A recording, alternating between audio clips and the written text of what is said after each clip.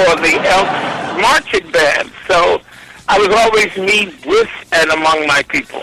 Wow. So I had a sense of being connected. When I became a Bradford singer, the first show we did on theater was Black Nativity, and Langston Hughes actually wrote the show. So, Langston Hughes. you know, Alex was clearly a gay or bisexual man.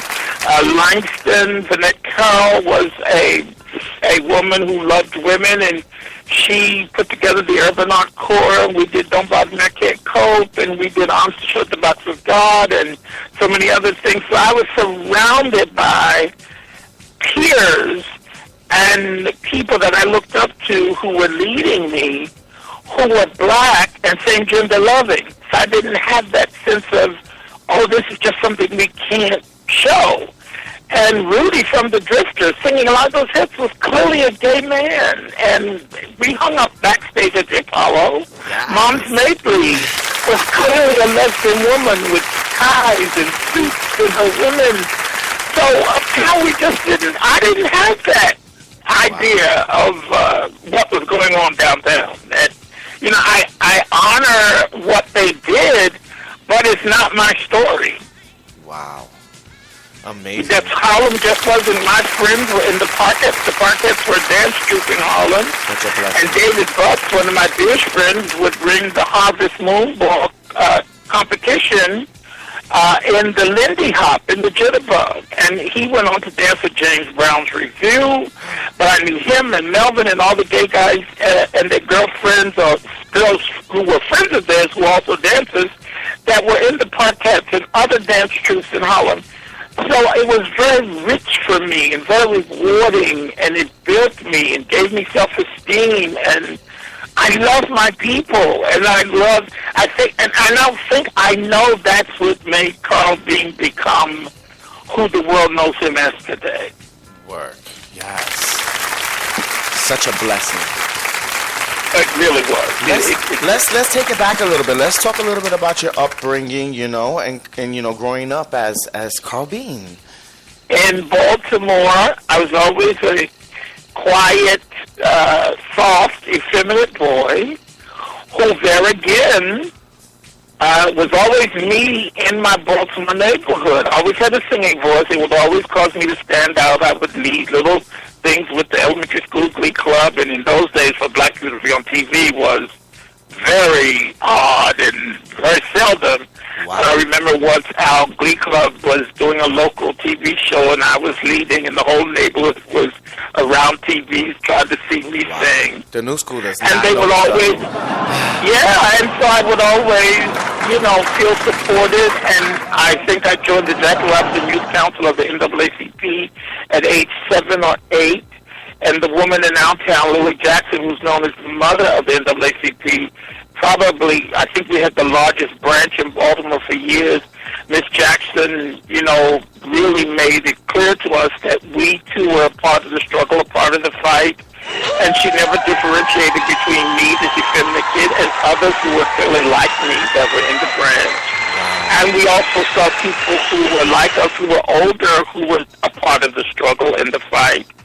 So I didn't have that sense of shame in that way. The only shame I think I bore is I've been molested from a very young age by a family member. Wow. And I don't think I really knew then it was shame. That's something I had to learn as I got older. But as far as being black and feeling secure among my people, I never took a girl to a dance or prom. I never faked dating girls. Everybody, they would say, here comes Carl. And I can remember one girl in our neighborhood, her mother worked late, and she used to tell her, once she went to work, no boys could come up on her porch. And I remember one day we were all standing outside, and Marie said, no, my mother, some of the boys was trying to get in Marie's house. She said, no, my mother said, you can't come up on the, no boys come on the porch once mom goes to work. But Carl, she said, you can. She said, you can, Carl, you can come there.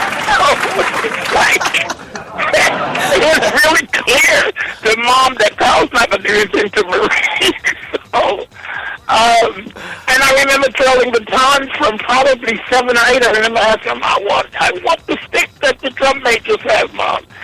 And no one was saying, put that down, pick up the drum, or you boys should up the ball. And no, my dad tried. He would buy me first baseman's mitts and catcher's mitts and all that. And every time he looked up, I was in that backyard throwing that baton. So he gave up on that one long ago. Wow. So I had a,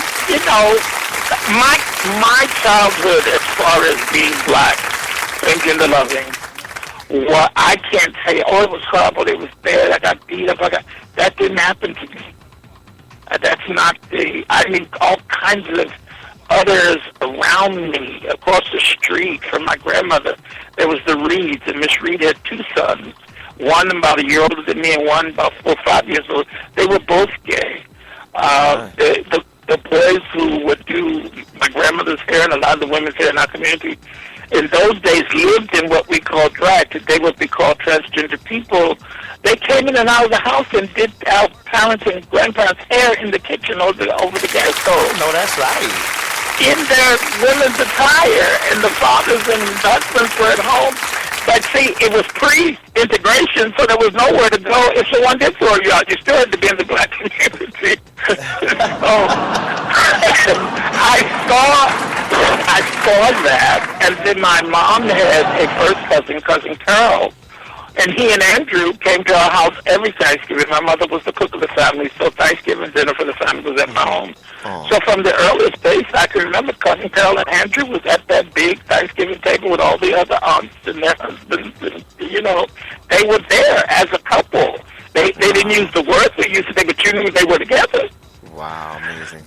So that was very different. And as I said, when I got to Harlem, I sensed and saw the same thing. The Queens would come down the street raging, cutting up, making noise, and the folk would be laughing and cutting up with us.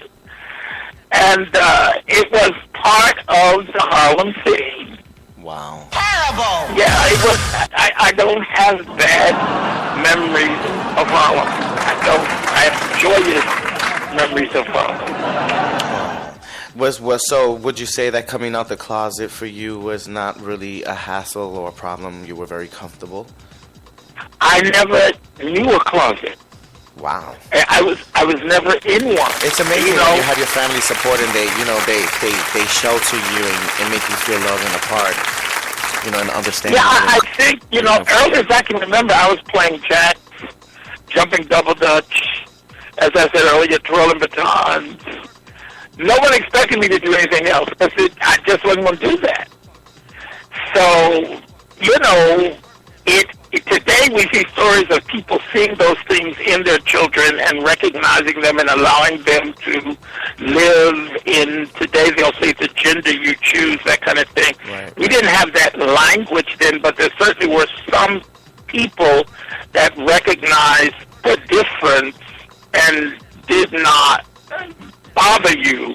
They accepted the difference. Wow. And clearly that's my journey.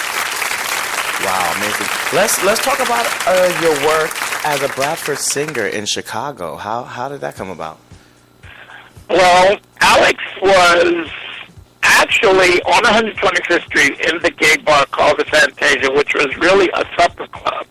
The front was a bar, the back there was a curtain, there was tables, and there was a stage, and they would have shows back there. A lot of the acts, especially the women who were popular in R&B at the time, would come to those bars because they could come with their valets, their hairdressers, and they wouldn't be harassed by men. So they liked the fact that the gay bar was like a half a block from the Apollo. And I remember it was a day, and a friend of mine, Judy, and I had nothing to do that day, midday, just wasting time in Harlem. She knew the bartender in the Fantasia, and we went in there, and Alex Bradford, I think, may have been at the Apollo for that week, and he was in there having lunch. And I remember I was too young to really be in a bar, so I was a little nervous about that, even though it was day. And I hung back at the jukebox, and I started kind of harmonizing with whatever was playing. I think it was something by Martha Reeves or somebody. And Alex asked Judy who was the guy, and she said, "Oh, that's Carl from Baltimore." And that's actually how Alex got to know who I was. Wow. And he said, "Tell Carl to come here." I went over to the bar where he was eating, introduced himself, and he said, "I'm going to have Judy bring you to the house." He lived in Newark, tomorrow, and I want to try you out for my group. Are you interested? And that's how that happened. He put me up, Judy and I, in the Cecil Hotel that night, which is down, I think, at about 116th Street in those days. And I stayed there overnight. We got the next day. We took the train to the Tubes, that was called then, over to Newark. And I became a birthday player. Wow. Yep, and then I got to know from that, Alex at some point moved back to Chicago from Newark. So the Bradford Singers home was no longer Jersey, it became Chicago. And that's where I got into the big leagues, as they say, in gospel. I got to know everybody, James Cleveland, Albertina Walker, different members of the Caravan, Roberta Martin, the singer, all of the people that were at the top of the heap in those days, the Martin singers, the Raspberry singers. And again, everyone really nurtured me. The Davis sisters, they really nurtured me. They used to call me baby boy because I was this quiet, kind of real churchy, queenie kid. And so I guess they called themselves protecting me always. Wow. And so everyone gave me the nickname Baby Boy. And they would, take care of Baby Boy. And so once again, I felt loved and nurtured and supported in the gospel community. Because everybody in it was gay. Wow. I mean, there may have been 1, 2, or 3 in what we call gospel. I always differentiate. If they wore robes with balloon sleeves and tight cuffs, wow, that was the gospel guys. 90% of that was gay, or 95. Wow. The quartets were the guys with the guitars and the suits. That was a different story. But Yes. but if they had on a robe with a balloon sleeve and a tight cuff, and Wow. they could sing, An amazing experience. Wow. yeah, everybody knew. There was never any. I think when our people started adapting another culture's theological perspective, all those things began to change. But certainly no one thought we were straight. No one thought that. Everybody knew the kid on the piano, the organ, the kid that would sing the church happy was gay. It was, and most of the musicians made very good money because they were really sought after, even to play on the shows in the Apollo. So, it was just, I don't think Moms Mabley or any of those people were uncomfortable. They weren't. I don't, Whoopi did a show on HBO last year saluting Moms Mabley. It was a documentary. And in the show, there's pictures of moms in a men's suit, shoes, tie, and all. And one of the women who danced in Harlem with the swing dancers from the 30s, whatever, she's doing some commentation in the video, and she talks about moms backstage and her women, and she said that was just moms. And that really was the way it was. If you were talented and if you were good at what you did, that's what ruled the day. And that's how that was. Sure, there were always ugly people doing ugly things, but it was not the type of thing where, oh my God, I better be real butch if I'm going to walk down 135th Street. That was never in my thinking. Wow. Right. That just wasn't the way it was. A lot of this recent homophobia has come up from other cultures. It was not that way. Even when I started the work in the ministry, after Motown, I was born this way. Even then, I was real comfortable doing that. It was no stretch for me to do the song. Wow. I felt it was a calling. I felt it came to me because it was what I was supposed to do. Let's go into your spiritual life and your calling, as to serve the Lord, Tell us a little bit about that, how that came into play. Well, I was always very into spirituality from a young boy. I was always contemplative, and I read ferociously from my earliest memories. So